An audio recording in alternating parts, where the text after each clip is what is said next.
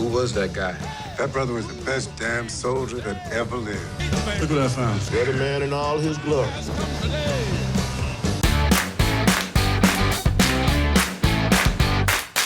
The Five Bloods. So this is another user-submitted request by one of my subscribers, Adolphus. And Adolphus writes, "Hey brother, I'm loving your videos, man. As you may know, Spike Lee's Netflix film comes out on Friday, June the 12th. It stars Black Panther himself, Chadwick Boseman. And I want to know if you recommend this film. Let a brother know." Thank you for writing in, Adolphus. And thank you for bringing this to my attention, because if not for you, I probably wouldn't have known that this was coming out on Netflix. As for the rest of you, if you're wondering how to send a review request to me, it's just two simple steps. Number one, hit subscribe, and number two, just write in the comments, and maybe I select your request for next week's video. Now let's talk about The Five Bloods.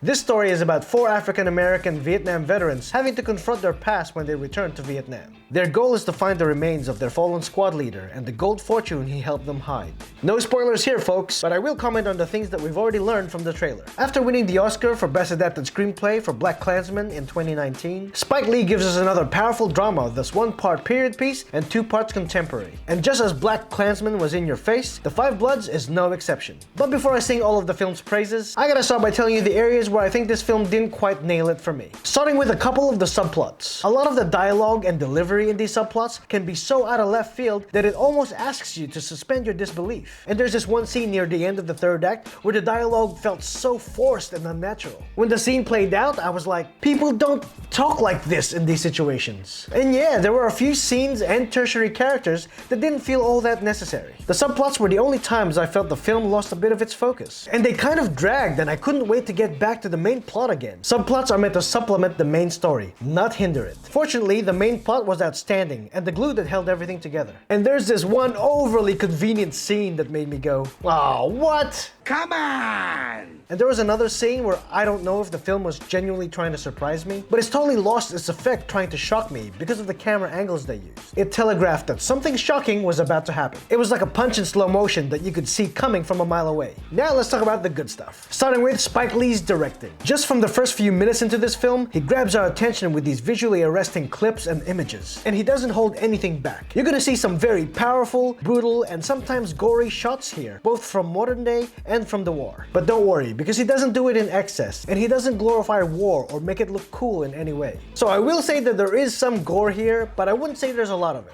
Spike Lee just uses it as an exclamation point to what he's trying to say, that war is hell and there isn't anything cool about it. And even worse for African American soldiers, as they were often put in the front line to fight for a country they love but doesn't love them back. As we guess from the trailer, the movie jumps back and forth between wartime and present day. And I love the way Spike Lee transitions to the 4:3 aspect ratio, so we instantly know we're going back in time. I like it when directors show instead of tell. I especially like the use of Marvin Gaye songs in this film, because that's always a win in my books. Lee uses his characters to often refer to historical figures and events, and hard cuts to images or footage to highlight the topics. I love Spike Lee's style here. It's almost as if he's my own personal history teacher. And when he wants your attention, well, he's gonna get it. Now there's no denying that our main character here is Paul, played brilliantly by Delroy Lindo. Where the hell has he been all these years? The last time I saw him, he was either chasing Nick Cage for stealing cars and Gone in 60 Seconds, or being a massive block to Jet Li trying to get to Aaliyah in Romeo Must Die. Either way, I'm glad he's back on the big screen, or Netflix screen. And he turned in what I think is an Oscar-worthy performance. Lindo was raw, vulnerable, and powerful all at the same time. He was, by far, the most interesting character throughout the entire film.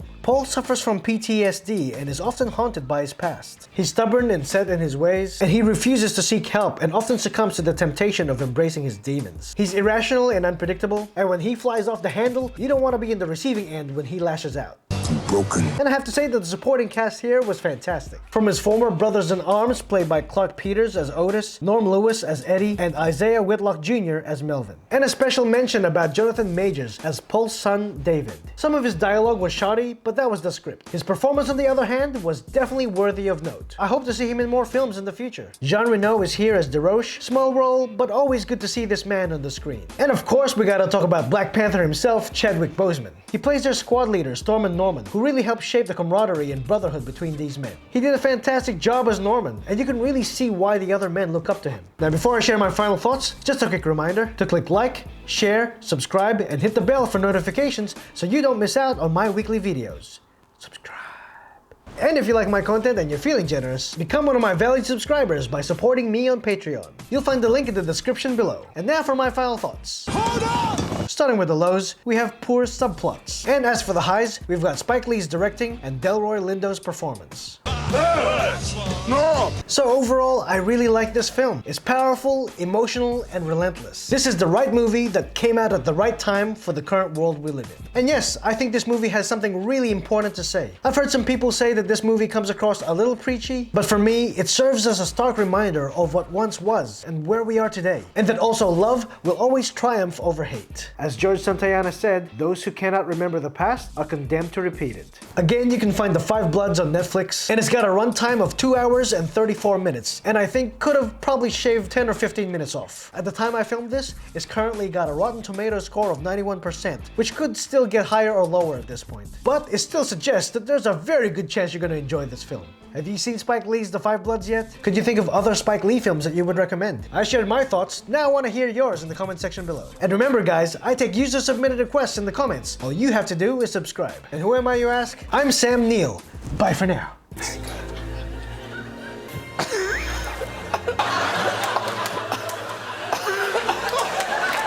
So you want to subscribe to my channel but you don't know how?